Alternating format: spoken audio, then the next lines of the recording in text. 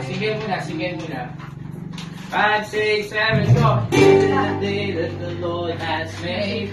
We will rejoice and be glad in it.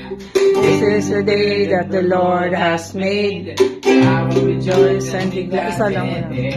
Rejoice in the Lord. Sing.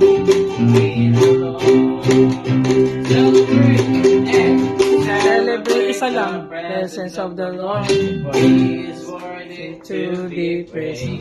Celebrate the presence of the Lord. He is worthy to be praised. Rejoice.